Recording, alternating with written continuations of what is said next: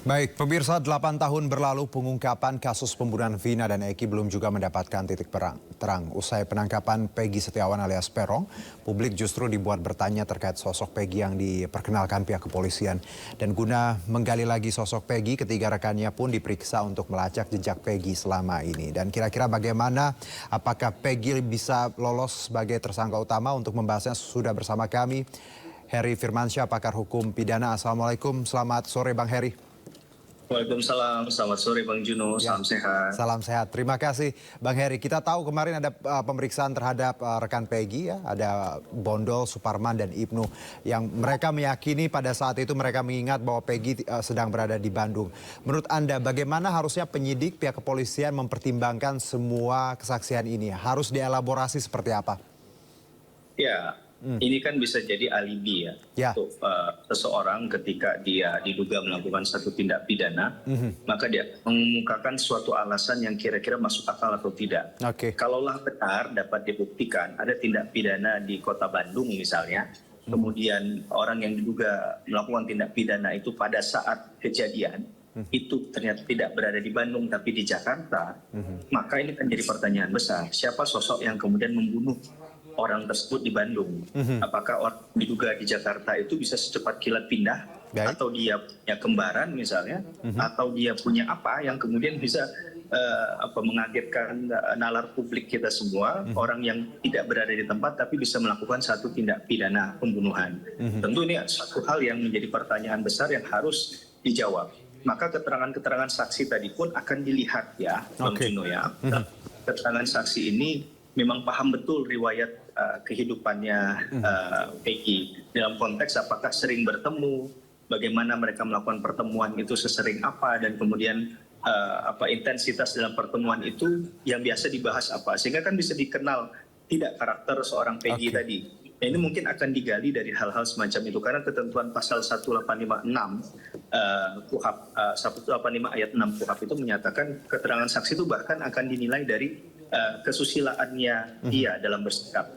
Maka apakah berpotensi untuk berbohong atau tidak, karena tentunya ini adalah saksi yang ingin meringankan Peggy kan. Jadi kita bisa pahami maka substansi keterangan yang dia sampaikan tentulah berpotensi untuk bisa menyelamatkan Peggy Setiawan dari jeratan hukum. Maka teknik untuk melakukan deep interview atau pertanyaan yang mendalam untuk menggali fakta-fakta yang diketahui oleh saksi itu sangat penting relevansinya dengan membongkar perkara ini, gitu ya. Jadi tentu pertanyaan tidak standar hanya kapan Anda mengenal Peggy, bagaimana Anda mengenal dia selama ini, tidak hanya itu, begitu kira-kira. Baik, jadi tadi disebutkan ada seperti deep interview ya, bagi Henry terkait bagaimana sebenarnya mereka mengenal Peggy secara mendalam.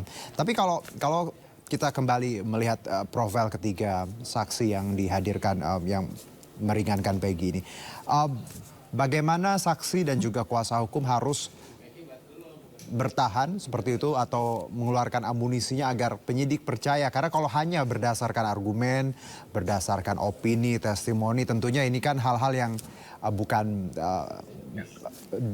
di database seperti itu, sesuatu yang punya data, namun hanya argumen. Bagaimana yang harus dilakukan agar penyidik tidak yakin dengan keterangan ketiga saksi ini, Bang Henry? Ya, yang paling penting adalah bagaimana mengenal keseharian dari si pelaku ini lewat kacamatanya para saksi tadi kan.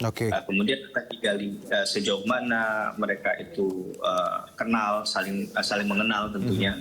Kemudian berkaitan dengan titik dari perkara ini, kapan terakhir kali mereka berkomunikasi, mereka bertemu, mereka kalau bertemu itu di mana, kan berarti kan kapan terakhir melihat Peggy Setiawan kan. Nah ini juga untuk dipastikan. Jangan-jangan menurut mereka itu adalah kejadian ketika Peggy tidak berada di tempat kejadian perkara atau diduga di sekitar tempat kejadian perkara, tapi itu ternyata 2 hari yang lalu. Maka sangat mungkin 2 hari yang sesudah dari pertemuan itu mereka tidak pernah bertemu dan saling berkontak atau berkomunikasi. Maka ini bisa jadi missing link yang bisa saja memutarbalikkan keterangan mereka semua. Berarti kan ada hal-hal yang mereka tidak tahu secara keseluruhan. Mereka tidak bisa meyakini secara keseluruhan keterangan itu. Kalau keterangan ini hanya berdiri sendiri nggak soal Bang Juno. Tapi ketika dikonfrontir dengan keterangan saksi lain yang kemudian bisa saja berbeda pendapat, maka ini akan menarik untuk dikaji. Ini kan baru satu versi nih, ya kan?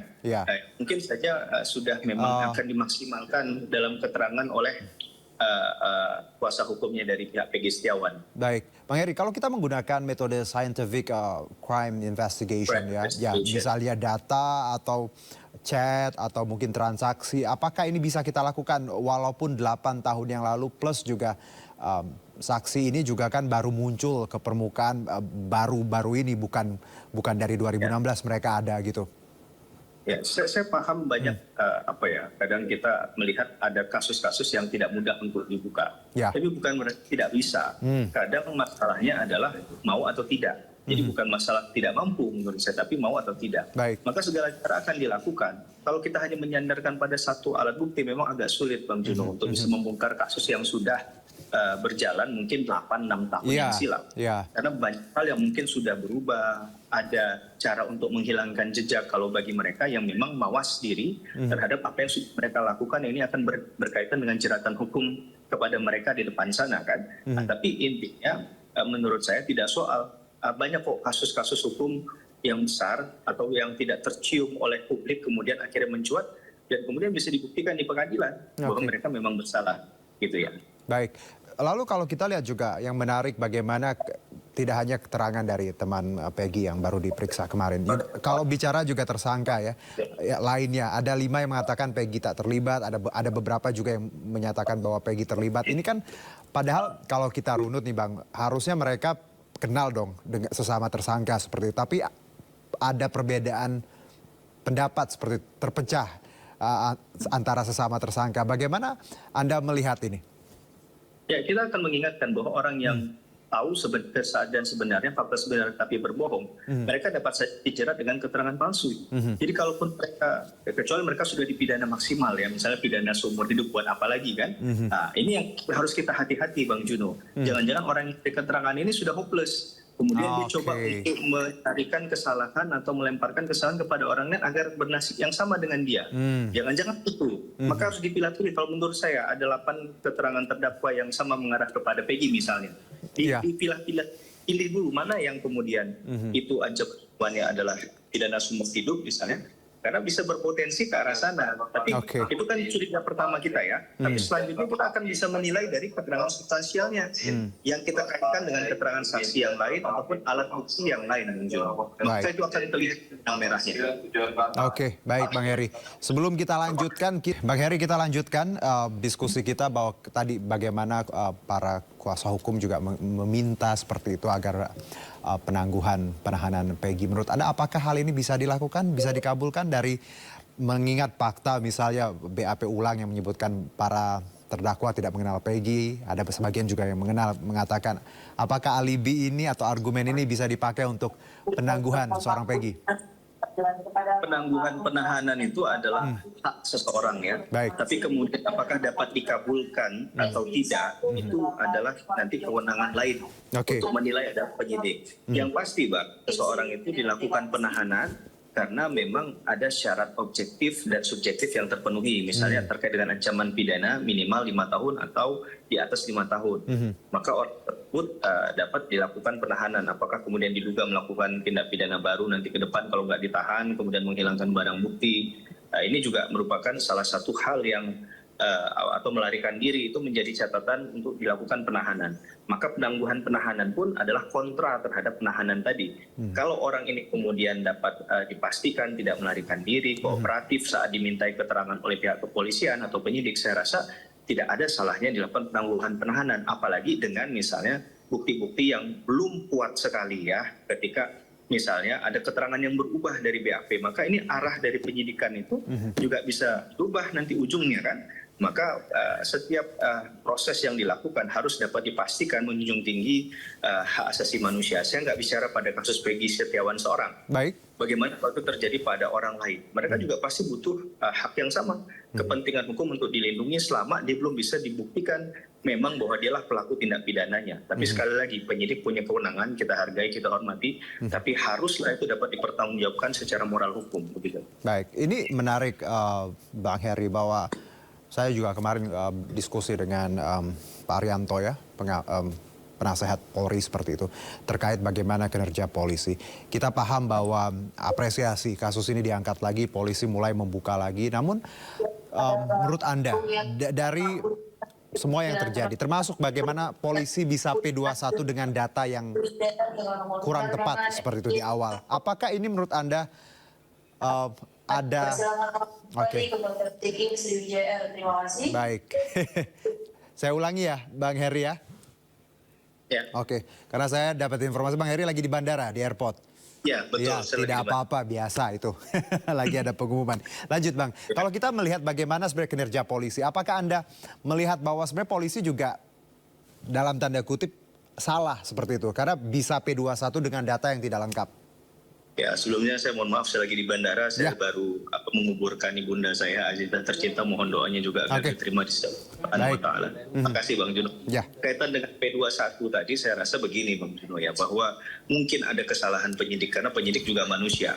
Tapi sejauh mana kesalahan itu kemudian berkaitan dengan penetapan tersangka seseorang, maka ini harus dicek kembali, gitu ya. Jadi memang ada yang sempurna Bang, karena kesempurnaan menurut saya hanya milik Tuhan. Apalagi untuk kasus-kasus yang ini terjadinya ribuan penanganan perkara di satu Polda, di satu Polres, itu mungkin ribuan dalam setahun. Bukan berarti kita mengatakan dia boleh salah, tidak. Maka kita harus melihat kalau kesalahan itu bentuknya adalah formil, sejauh mana dia mempengaruhi kemudian perbuatan-perbuatan rangkaian yang dilakukan dalam penyidikan tadi. Kalaulah kemudian itu sangat mendesak dan penting sekali dan tidak boleh ada penyimpangan, maka kita tidak boleh ragu mengatakan bahwa penyidikannya cacat hukum secara formal, secara material, maka itu harus dicabut. Tapi kalau hanya satu titik kesalahan, misalnya ada salah ketik dari surat penangkapan dan lain sebagainya, itu kan satu hal yang menurut saya sangat alamiah ya. Itu bisa terjadi kapanpun dan dimanapun, bukan hanya oleh Polres Cirebon misalnya, di daerah manapun bisa melakukan hal yang sama. Jadi kita mulai bisa menilai ini dengan substansialnya, dengan konteksnya adalah berpengaruh atau tidak terkait dengan penetapan tersangka. Kecuali hal mendasar seperti tadi dapat dibuktikan bahwa orangnya tidak melakukan tindak pidana tapi kemudian dia dituduh melakukan tindak pidana, maka ini berbahaya sekali. Karena bicara tentang perbuatan pidana kan ada kesalahan kan. Nah kalau orang tidak melakukan kesalahan kemudian disuruh mempertanggungjawabkan, apa yang harus dipertanggungjawabkan? Kira-kira begitu Bang Juno. Iya, karena kita lihat dinamikanya luar biasa ini terkait tiap hari perkembangannya selalu ada yang baru, selalu membuat kita makin bertanya sobre bagaimana sebenarnya kinerja polisi. Tapi lagi-lagi ya, bukan berarti tidak boleh salah, tapi paling tidak memang perkara tadi Anda sebutkan ribuan dan penanganannya juga membutuhkan waktu dan semua amunisi yang dimiliki oleh Polri. Nah kalau bicara satu mungkin Bang Heri, sebelum kita tutup diskusi ini, prarekonstruksi akan dilakukan ya minggu depan, kabarnya itu informasi yang kita dapat. Bagaimana Anda melihat sebuah rekonstruksi seperti itu, prarekonstruksi untuk kasus 8 tahun yang lalu? Keakuratannya, apakah bisa akuntabel atau seperti apa? Ya, rekonstruksi ini kan ingin mendekatkan pada kejadian saat itu. Jadi kita tidak terlalu jauh, tapi kita mencoba untuk mendudukkan pada titik yang tepat, begitu ya, kira-kira itu. Maka asumsi yang dibangun penyidik akan dilihat terangkai atau tidak. Kemudian pemaparan dari tersangka juga akan dilihat. Di situ akan ada penilaian judgement. Apakah kemudian ini sesuai dengan apa yang diterangkan dalam BAP, karena perkara ini kan sudah naik penyidikan, bahkan sudah putusan. Sampai berkali-kali diuji sampai tingkat kasasi Mahkamah Agung. Gitu kan. Nah khusus untuk Peggy Setiawan karena dia mengaku bahwa dia bukan pelakunya, mungkin ada BAP baru tadi. Yang itu berkaitan BAP-BAP yang lain. Nah itu akan diperagakan dalam beberapa rangkaian adegan Bang. Dan itu harus urut sehingga bisa terbaca tindak pidana ini. Oke, baik Bang Heri, terima kasih atas waktunya dan sekali lagi kami terima kasih untuk insight-nya walaupun tadi Bang Heri sedang berduka, sekali lagi semoga keluarga dikuatkan. Terima kasih Bang Heri Firmansyah, pakar hukum pidana. Terima kasih Bang Juno, semoga bermanfaat. Assalamualaikum. Amin, waalaikumsalam.